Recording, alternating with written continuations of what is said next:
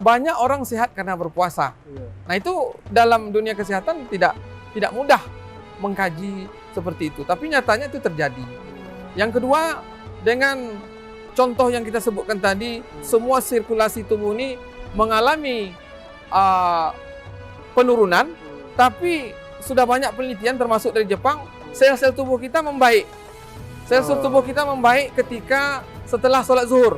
Mulai setelah sholat zuhur sampai menuju maghrib, itu sel-sel tubuh kita mulai berganti dengan yang baik.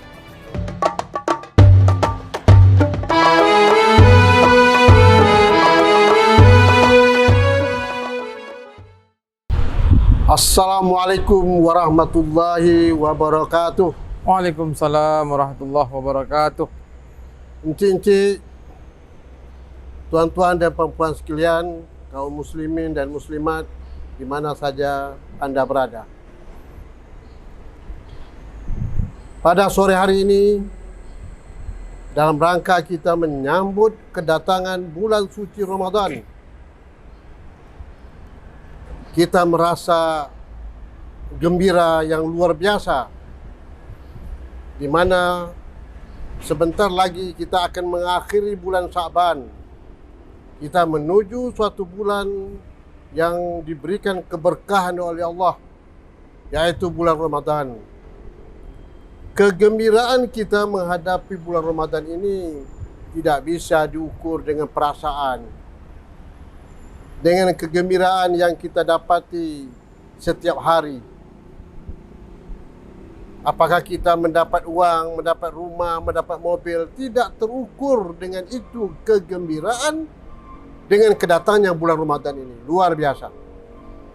Oleh karena itu Rasulullah apabila mengakhiri bulan Sya'ban, beliau itu mengumpul umatnya, menyampaikan pidato di mana beliau mengatakan, wahai umatku, sebentar lagi kita mengakhiri bulan Sya'ban dan kita akan masuk bulan Ramadan, bulan yang penuh berkah, rahmat dan keampunan Allah SWT. Oleh karena itu, tidak berapa hari lagi, apakah hari besok atau hari lusanya, kita umat Islam di Indonesia ini akan memulai ibadah bulan puasa Ramadan. Apakah terasa bagi kita sekarang kedatangan bulan Ramadan itu membawakan suatu kegembiraan bagi kita? Ini perlu kita pertanyakan diri kita, kaum muslimin muslimat. Maaf, kegembiraan itu bukan hanya sekedar kita bersalaman, kita menyamu makan. Sekarang nampak saya penuh rumah makan, orang menyamu makan ya, kena menyambut bulan Ramadan. Bukan itu. Apalagi menjelang bulan Ramadan ini, orang banyak ziarah ke kubur, ke leluhur, dengan menangis, dengan meratap, kadang-kadang mengingat arwah dan sebagainya. Bukan itu ukuran daripada kegembiraan itu. Itu boleh. Itu sekedar kita menikmati, menghormati daripada orang-orang tua kita yang mungkin telah mendahului kita. Tetapi bukan itu faktor yang penting dalam menghadapi bulan Ramadan. Untuk itu saudara sekalian, Rasulullah mengatakan, lam ta'lamu ummati fi Ramadan la tamannau an takuna sanatun kullaha Ramadana. Artinya apa? Kalaulah umatku, lam ta'lamu, kalau seandainya umatku mengetahui tentang kebesaran dan keagungan bulan Ramadan itu, maka kita berdoa kepada Allah selama 1 tahun itu dijadikan bulan Ramadan. Begitulah makna yang terkandung terhadap bulan Ramadan itu. Untuk itu, pada hari ini, sebagai permulaan Tuk Wan Channel, Tuk Wan Channel akan melakukan aktivitas safari Ramadan di Provinsi Riau ini. Kita akan mengupas apa sebetulnya arti bulan Ramadan itu dalam konteks kehidupan kita sehari-hari. Kita tahu bahwa ibadah Ramadan itu panggilan Allah. Panggilan kepada orang yang beriman. Kalau Allah sudah memanggil kita, apalagi kaum muslimin yang terhormat. Sedangkan kita dipanggil orang saja atau ada orang yang kita perlukan, kita gembira. Panggil pejabat, presiden, gubernur atau bupati memanggil kita, mungkin kita merasa gembira kita bisa ketemu. Ini panggilan Allah kepada orang yang beriman, luar biasa. Ya ayyuhallazina amanu, wahai orang-orang yang beriman, kutiba alaikumusiyam, laksanakanlah, aku perintahkan kamu untuk melaksanakan ibadah puasa Ramadan. Kalau sudah Allah memanggil, apapun yang kita hadapi, kita tidak hiraukan itu semua. Kita kena apa? Kita mengharapkan panggilan Allah ini yang harus kita laksanakan dengan sebaik-baiknya. Sekarang timbul masalah. Kira-kira dari panggilan Allah ini apa manifestasinya? Dari Ramadan ini, puasa yang kita lakukan, apa sih manifestasinya? Apa kegunaannya? Bukan hanya secara pribadi kita menahan haus, lapar, tetapi ada manifestasi yang perlu kita kaji makna daripada Ramadan ini.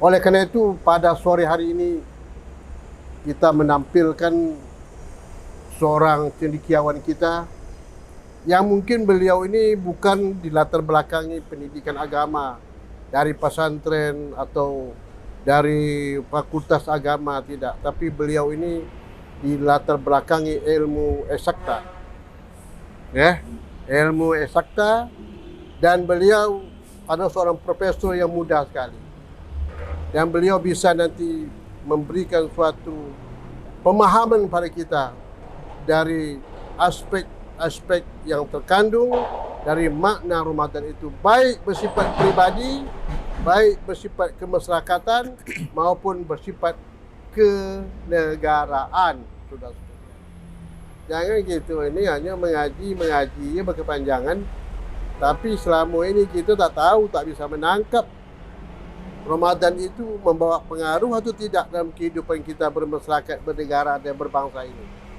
Untuk itu, hari ini saya perkenalkan Ustadz kita, yaitu Profesor Saktioto.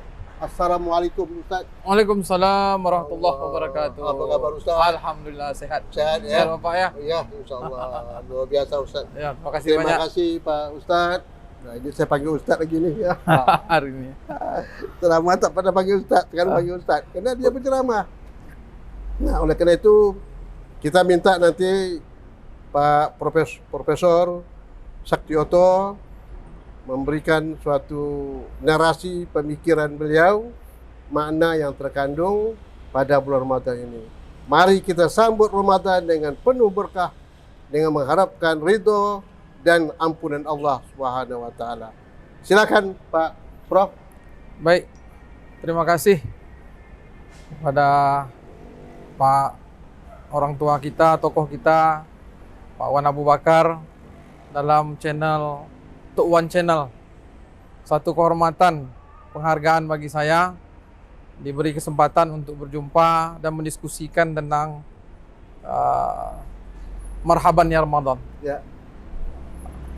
Sebelumnya marilah sama-sama kita mengucapkan syukur kepada Allah Subhanahu wa taala dengan membacakan hamdalah, alhamdulillahirabbil alamin.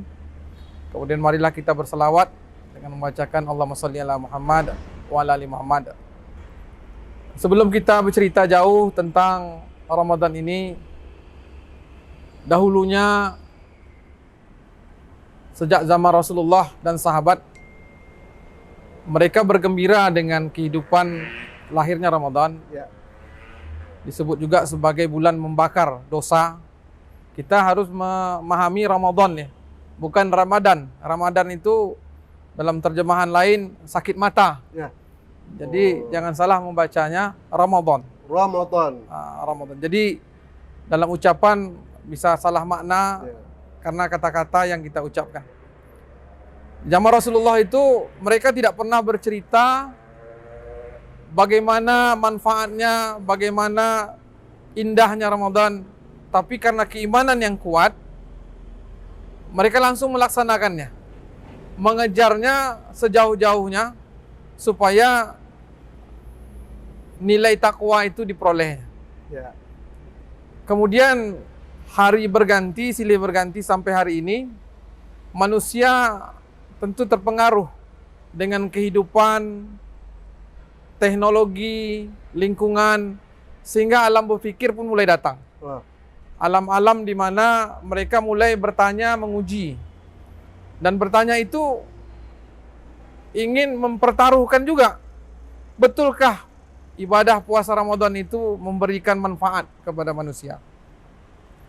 Walaupun tersiratnya tidak berani mau mengucapkan itu, karena keimanan itu tadi, tetapi dari beberapa kalangan sedikit demi sedikit terbuka bahwa apa ibadah-ibadah yang pada dulunya sebelum Rasulullah itu kan sudah ada Ramadan itu, berpuasanya. Puasa Nabi Daud, puasa Nabi Musa, puasa Nabi Isa alaihissalam, sampailah kepada Rasulullah Muhammad sallallahu alaihi wasallam. Jadi puasa ini memang sudah diperintahkan sebelum Nabi Muhammad ya. Ya, Sebelum betul. Ya. Itu sudah diperintahkan ya. Cuma mungkin cara puasanya berbeda-beda Pak Prof ya. Ya. Jadi kalau kita tengok dengan apa yang dimanakan som tadi adalah menahan diri dari segala yang membatalkan. Yang kemudian kita menyebutnya puasa itu kan berasal dari kata upawasa ya. Artinya juga menahan diri dari hawa nafsu. Tapi kalau yang di dalam puasa Ramadan ini, menahan diri itu juga dalam konteks hawa nafsu makan minum, hawa nafsu seks, hawa nafsu tidur. Karena kan di malam hari juga ada ibadah yang dilakukan. Tapi luar biasanya kita bisa kurang tidur, kita bisa menahan diri dengan tidak makan minum, ternyata kesehatan itu muncul.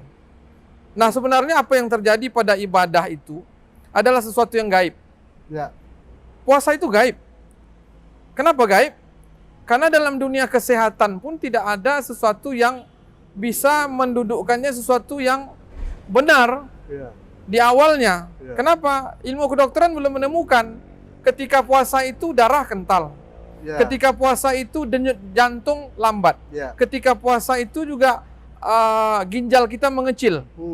Jadi semua aktivitas tubuh mulai berkurang.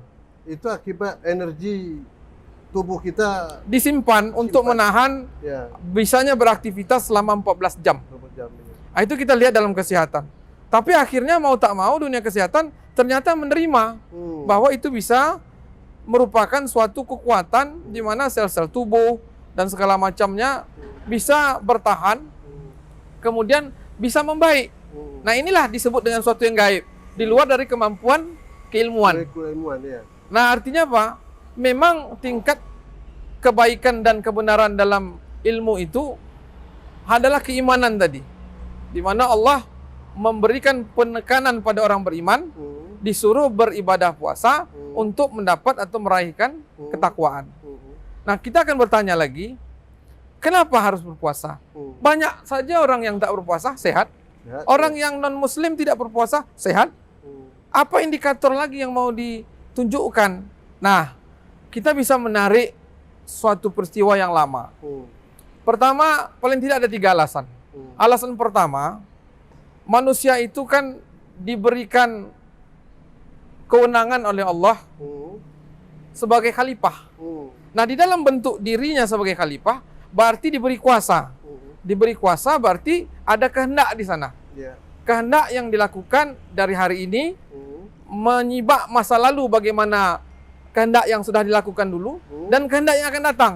Nah, peristiwa yang berkelanjutan itu ada wilayah yang melebihi dari akal yang diberikan manusia tadi oleh Allah tadi kepada manusia, sehingga tidak tertutup kemungkinan bahwa dia akan menilai menilai terhadap kemampuan dia tadi, apakah layak atau tidak, maka disitulah diturunkan adanya firman.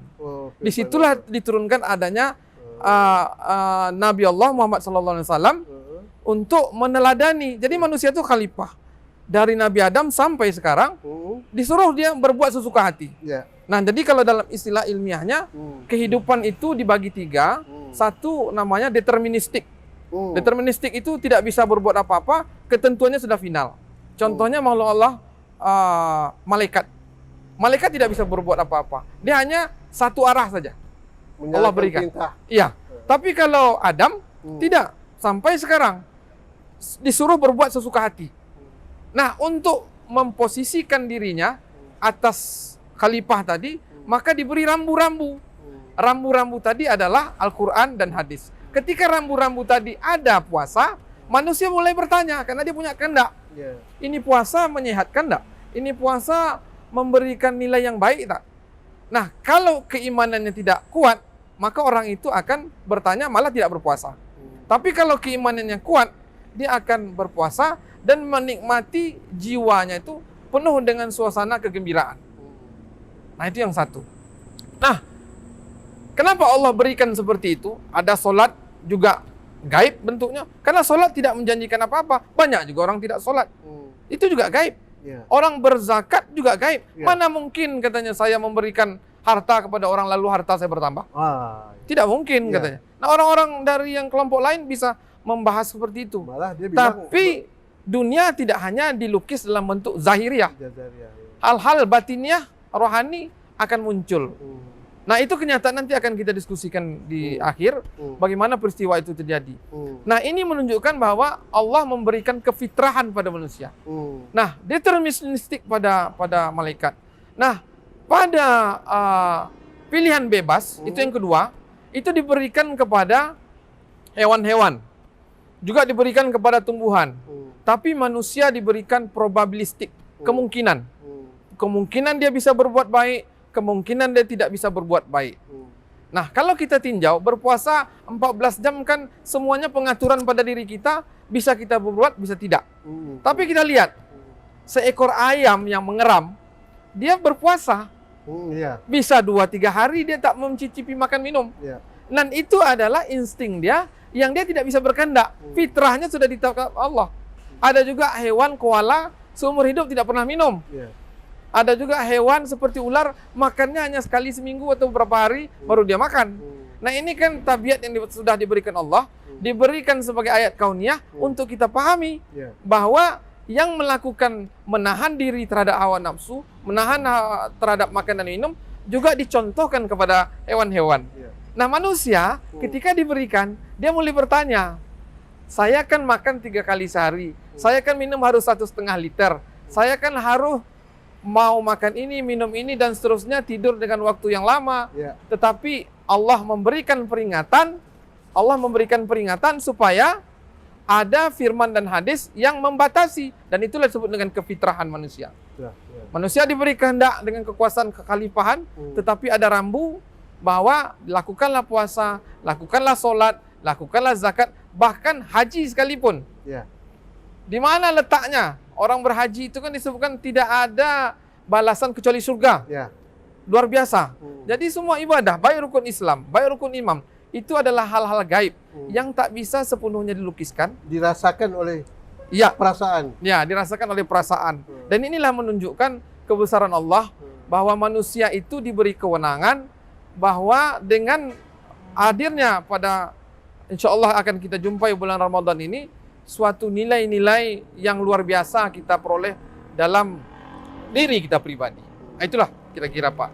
Kemudian ada juga yang berpendapat artinya sering kita dengar, berpuasalah kamu, kata Rasulullah kan, dengan berpuasa itu kamu sehat.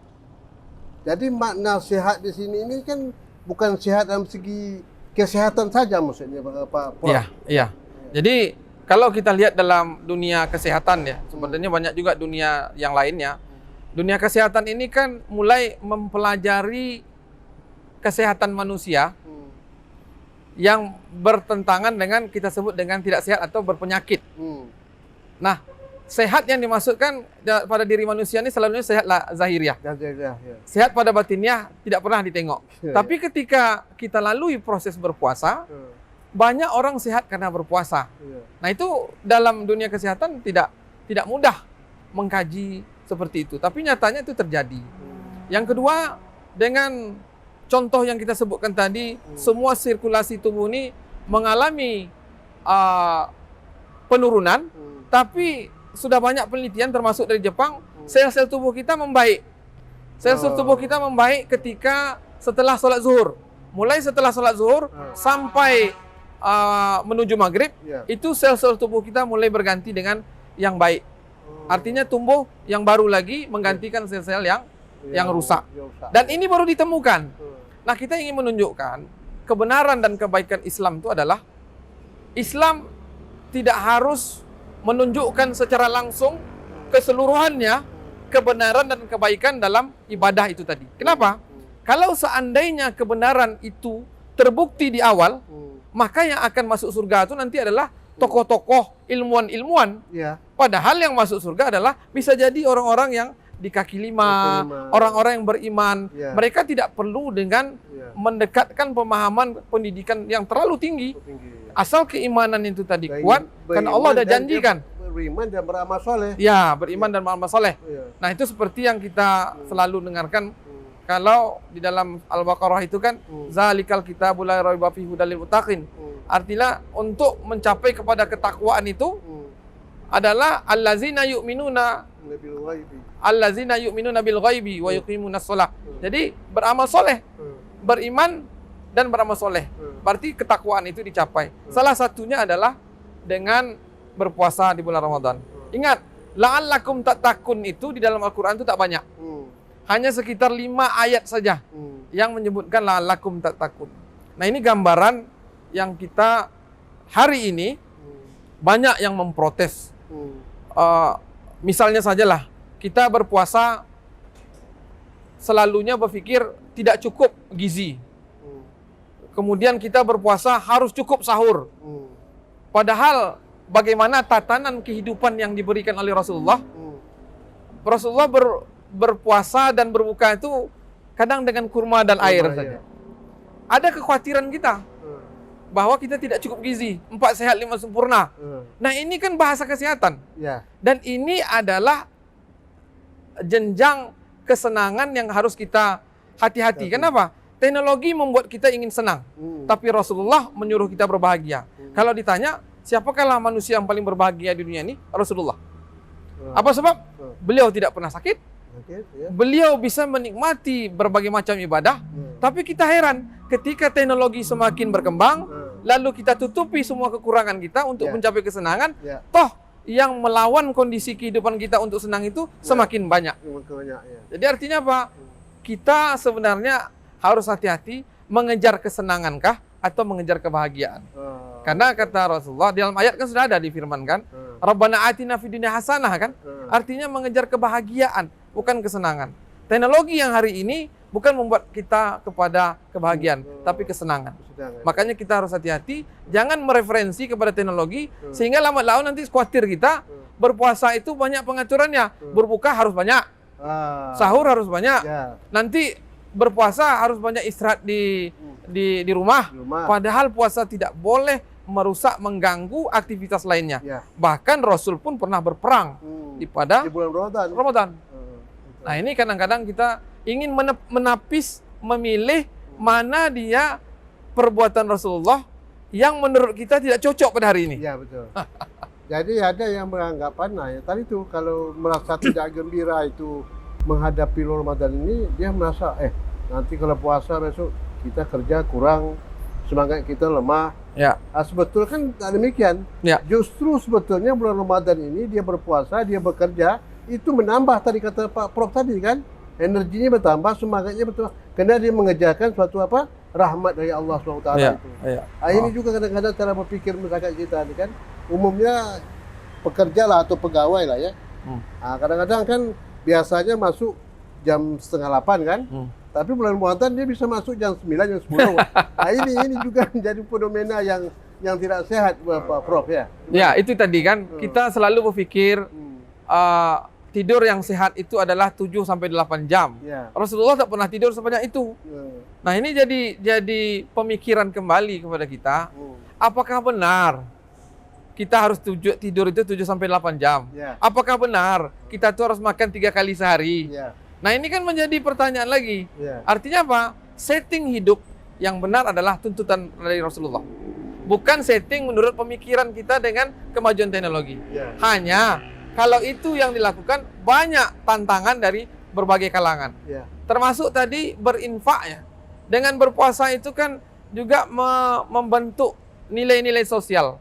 Kepedulian kita kepada orang yang tidak mampu, kepedulian kita kepada masyarakat, itu kan memberikan perhatian nilai sosial. Ya. Bagaimana perhatian nilai perasaan emosional kita dengan mereka, saling berbagi.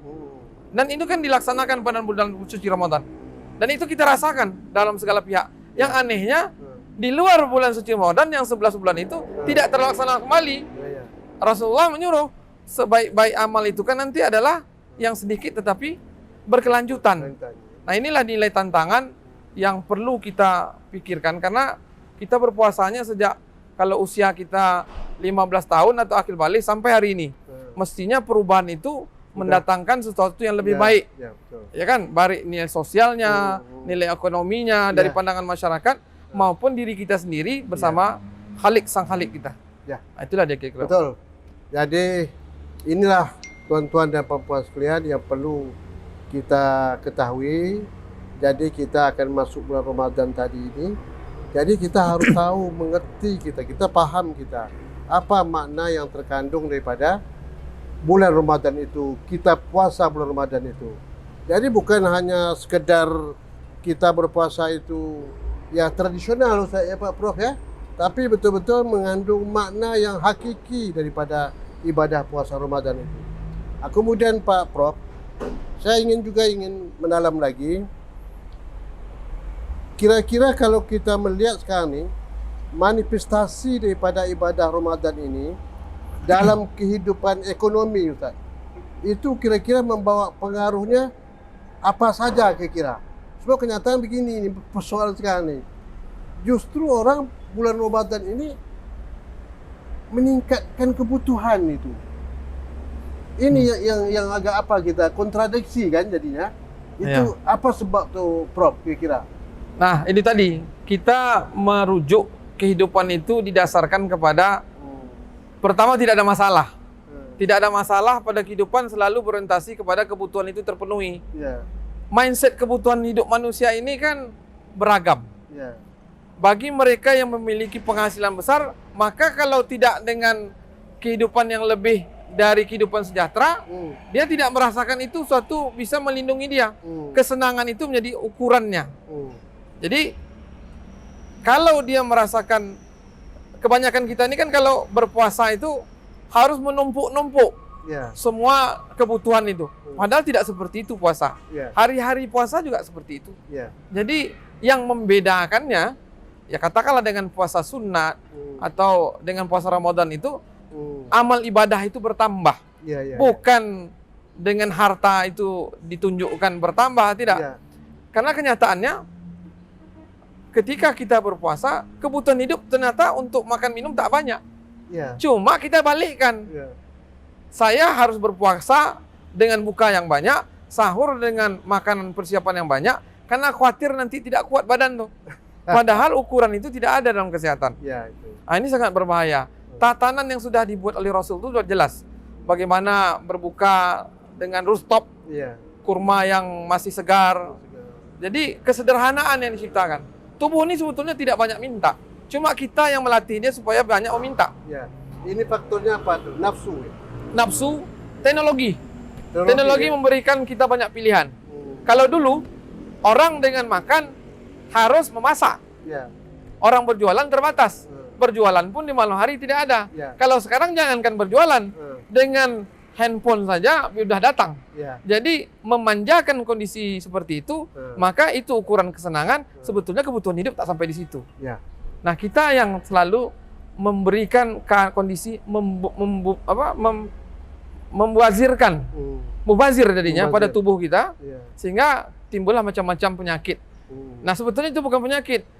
gagalnya fungsi organ tubuh terhadap banyaknya masukan pada tubuh. Contohlah, kalau kita gangguan pada paru-paru, gangguan pada jantung, gangguan pada ginjal, gangguan pada usus dan organ tubuh semuanya, itu bukanlah suatu penyakit. Justru penyakit itu adalah yang masuknya bakteri, yang masuknya virus, itu penyakit.